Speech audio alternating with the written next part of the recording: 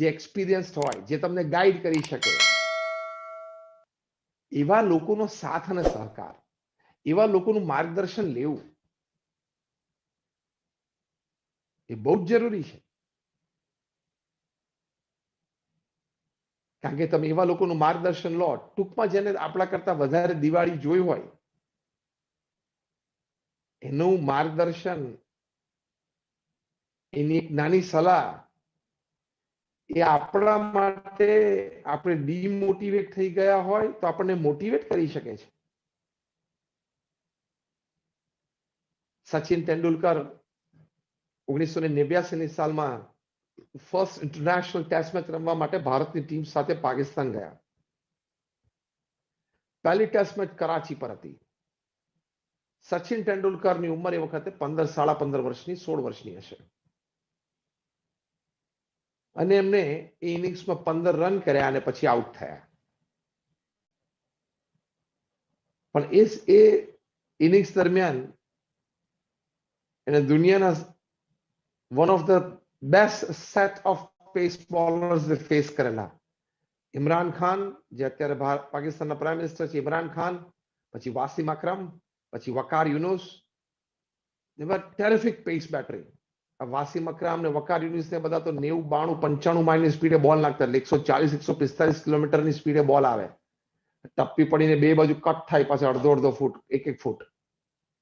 They were very dangerous. Sachin Tendulkar ને બહુ bit થયા, એટલે મારવા જઈને ચૂકી જાય, મારવા જઈને બોલ બાજુથી વિકેટ કીપર પાસે જતો રહે. પછી 15 રન કરીને પાછા આવતા હતા પેવેલિયન તરફ. સચિન પોતે લખે છે કે હું બહુ ડિપ્રેશનમાં આવતો રહ્યો. મને એમ થયું કે યાર, ઇન્ટરનેશનલ ક્રિકેટ મારી માટે નથી. આપણે સ્કૂલ ક્રિકેટ રમીને, ડોમેસ્ટિક ક્રિકેટ રમીને બરાબર છે. This international stage is not meant for me. I cannot handle this pace. આટલી તેજ રફતારથી જે બોલ ફેંકાતો હોય એ મારું કામ નથી. એમ કરીને પેવેલિયનમાં આવ્યા, બેટ મૂકીને પેડ છૂટા પાડ્યા ડ્રેસિંગ રૂમમાં, સીધા જ બાથરૂમમાં જતા રહ્યા. અને he almost cried in front of the mirror in the bathroom. લગભગ આમ બાથરૂમમાં અરીસા સામે રડી જ પડ્યા. પછી ફ્રેશ થઈને થોડી વાર બહાર આવ્યા અને બહાર આવીને બેઠા ને મોઢું ચડાઈને દિવેલ, આપણે કે દિવેલ પીધેલું મોઢું એવું કરીને બિચારા બેસી ગયા. તો રવિ શાસ્ત્રી બાજુમાં બેઠા, જે અત્યારે ઇન્ડિયન ટીમના કોચ છે. Ravi Shastri was part of that playing 11. Ravi શાસ્ત્રીએ સચિન તેંડુલકરને પૂછ્યું કે કેમ ગંભીર છે ને કેમ આમ ઢીલો પડી ગયો, ને થાય સિચ્યુએશન્સ તો લાઈફની એક બને.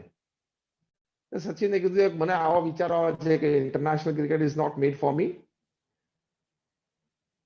ત્યારે રવિ શાસ્ત્રીએ બહુ સરસ વાત કરી. તમે બધા વિદ્યાર્થીઓ હવે આ વાત સાંભળજો.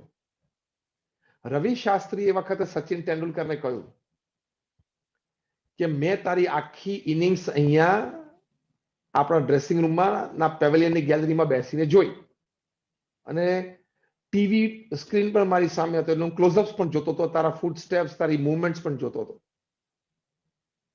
મારે તને પહેલું એ કરવાનું કે તું પહેલા મનમાંથી કાઢી નાખ કે યુ કેન ટચ એવરી બોલ, ફોરગેટ હિટિંગ એવરી બોલ. તું એવી રીતે રમતો હતો જાણે સ્કૂલમાં રમતો હોય, દરેક બોલે તારે મારવું, દરેક બોલને તારે મારવો હતો, દરેક બોલને તારે રમવો હતો, એટલે તું આટલી બધી વાર બીટ થયો. This is not school cricket. This is international cricket. You have to respect the bowlers. સામે બોલિંગમાં કોણ હતું? ઇમરાન ખાન, વાસીમ અકરમ, વકાર યુનુસ. આ બધા હાઈલી સક્સેસફુલ 15, 18 વર્ષથી ઇન્ટરનેશનલ એરેના પર રમે છે.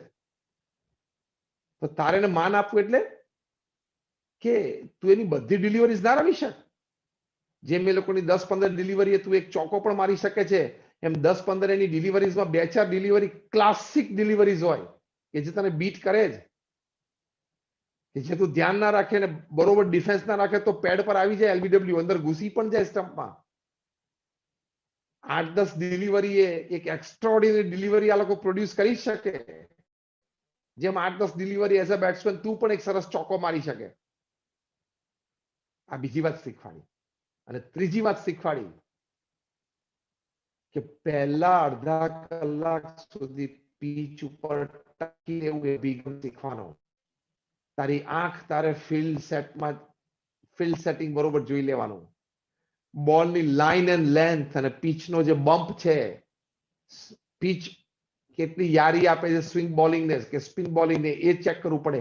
એટલે પહેલા અડધા કલાક સુધી તારે સ્કોરબોર્ડ સામે જોવાનું નહીં. પહેલો અડધો કલાક stabilise your self. You have to stabilise your self. પછી ધીમે ધીમે સ્કોરિંગ થાય. આ 3 વાત રવિ શાસ્ત્રીએ નાના 16 વર્ષના સચિન તેંડુલકરને શીખવાડી, જે એમને હૃદયસ્થ કરી. સેકન્ડ ટેસ્ટ ફૈઝલાબાદ પર રમાણી. સચિન તેંડુલકર રમવા માટે ઉતર્યા. આજ પેસ બેટરી એમની સામે હતી. ઇમરાન ખાન, વાસીમ અકરમ, વકાર યુનુસ, અબ્દુલ કાદિર, એ પણ વર્લ્ડ ક્લાસ સ્પિનર હતા પાકિસ્તાનના. અને Sachin Tendulkar scored 59 runs, half century score કરી. And by that innings, a new star on the horizon of Indian cricket came up, which went on to score 100 international tons. પણ તે દિવસે એમને રવિ શાસ્ત્રીની આ સલાહ ન મળી હોત તો એ ડિપ્રેશનમાં જતા રહેલા. પાછા બોમ્બે આવીને ત્યાં માટુંગામાં જીમખાના પર રમતા તેમ રમવા માંડત.